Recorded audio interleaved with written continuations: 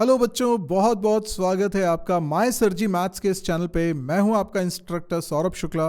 हम लोग देख रहे हैं 6th क्लास की मैथमेटिक्स, जिसमें आप पहुंचे हैं चैप्टर नंबर 12 पे, जो कि है अंडरस्टैंडिंग एलिमेंट्री शेप्स। इसके अंतर्गत आज हमें पढ़ना है 3 डायमेंशनल शेप्स। अभी तक हम लोग फ्लैट शेप्स देख रहे थे, रेक्टेंगल, सर्कल, है ना, ट्राइंगल, ये सब फ्लैट थे।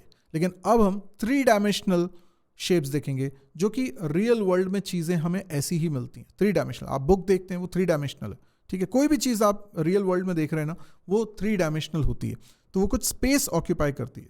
तो 3D shapes are not flat shapes like rectangle, triangle और सर्कल्स।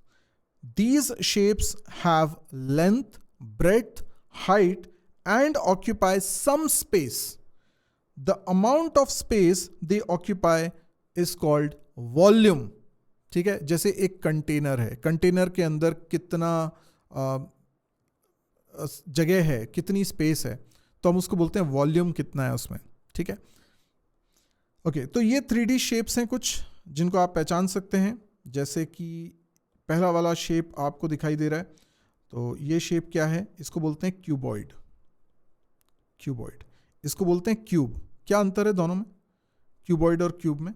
क्यूबॉइड में ये जो लेंथ है और ये जो विड्थ है और ये जो हाइट है, ये अलग अलग हो सकती है, पर क्यूब के अंदर ये तीनों चीज़ें इक्वल होती हैं। जैसे स्क्वायर और रेक्टेंगल में फ़र्क है, वैसे ही क्यूब और क्यूबॉइड में फ़र्क है। तो जब सभी तरफ से ये सेम दिखे तो वो क्यूब है और अदरवाइज क्यूबॉइड है।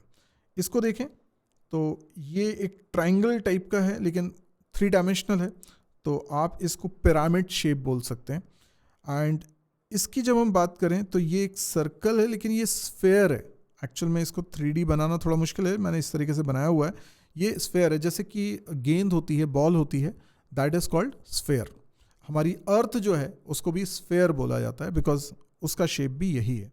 तो हम इसको बोल सकते हैं स्फेयर, एंड इसको बोल सकते हैं पिरामिड। अब पिरामिड भी बोलते हैं कुछ लोग, प्रिज्म भी बोलते हैं, तो हमें समझना होगा प्रिज्म और पिरामिड में फंडामेंटली क्या फ़र्क है। दोनों 3 डायमेंशनल शेप्स हैं, लेकिन दोनों में फ़र्क हमको समझना होगा। लेकिन अभी पहले बात करते हैं हम क्यूबॉइड की।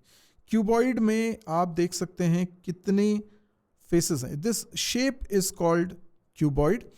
It's flat surfaces are rectangular. देखो, आप इस सरफेस की अगर बात करेंगे तो ये एक रेक्टेंगल है। आप किसी भी सरफेस की बात कर लें, किसी भी, इसकी एक फेस ये नीचे भी है जिसको बेस बोल सकते हो आप, ये भी रेक्टेंगुलर।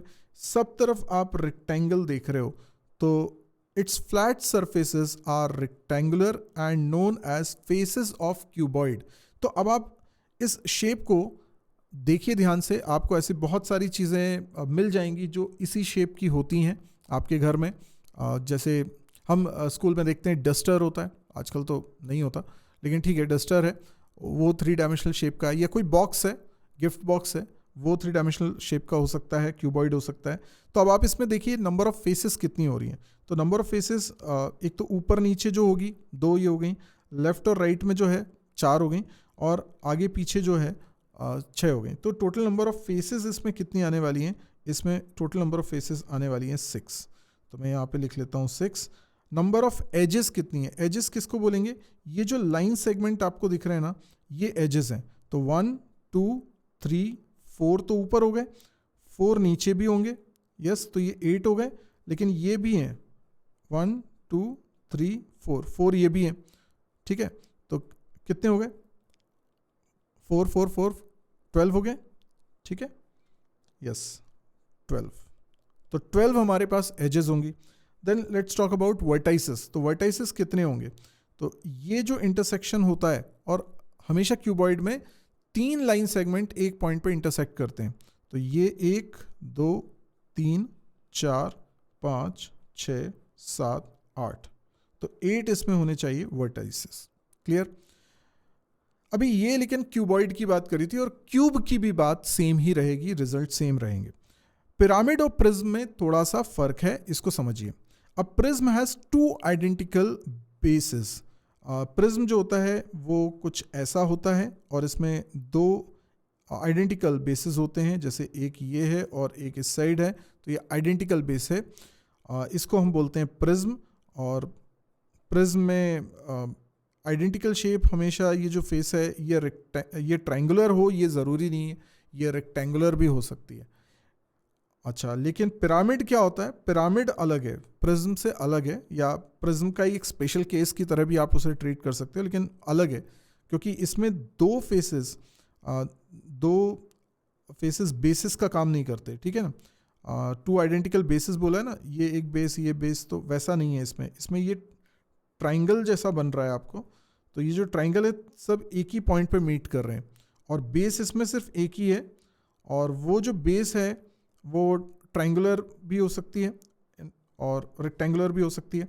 तो पिरामिड्स हैव ट्रायंगुलर सरफेसेस, ये जो सरफेस है इसकी वो ट्रायंगुलर, इनफैक्ट मेरे हिसाब से तो ये भी हो सकता है ऐसा, ठीक है, ये भी पिरामिड हो सकता है, जैसा कि इजिप्ट में हम पिरामिड्स को देखते हैं वो भी इसी शेप के हैं, तो बिल्कुल हो सकता है।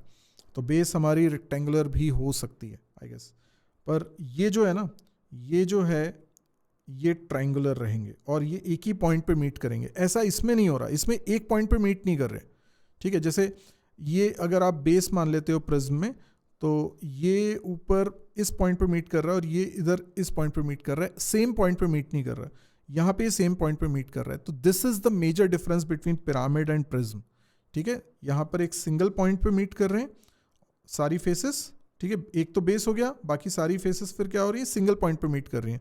प्रिज्म में जो बेस है उसके बाद जितनी भी फेसेस हैं वो एक सिंगल पॉइंट पे मीट नहीं कर रही हैं, अलग अलग पॉइंट पे मीट कर रही हैं। इसीलिए ये प्रिज्म है और ये पिरामिड है, यही मेजर डिफरेंस दोनों के बीच में है।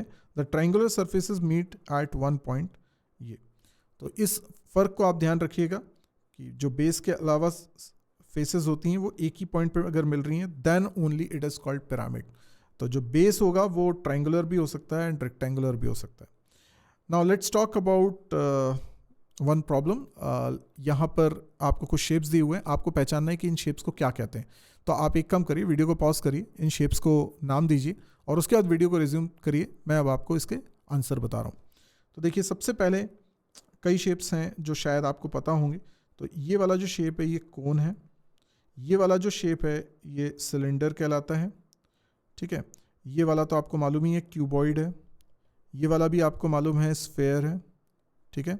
ये वाला भी आपको मालूम है ये क्यूब है, और ये नीचे जो है this is called prism, and जो ऊपर दिया हुआ है दिस इज कॉल्ड पिरामिड, ठीक है। फर्क समझ में आ रहा है? ये एक ही पॉइंट पे ये सारी सरफेसेस मिल रही हैं, यहाँ पर ऐसा एक पॉइंट नहीं है, तो ये प्रिज्म हो गया। So these are the shapes. I hope आपको ये समझ में आया होगा, और यदि आपको वीडियो पसंद आ रहे हैं तो प्लीज़ आप इसको लाइक करिए, कमेंट देकर बताइए अभी आप कौन सी क्लास में हैं, ये वीडियोस आपको क्यों यूज़फुल हैं और आपको किस तरह का कंटेंट और चाहिए मैथ्स में। इसके अलावा आपने अगर अभी तक चैनल को सब्सक्राइब नहीं किया तो जल्दी से इसको सब्सक्राइब कर लीजिए, दोस्तों के बीच में शेयर कर लिया। आज के लिए इतना ही, थैंक यू, गुड बाय।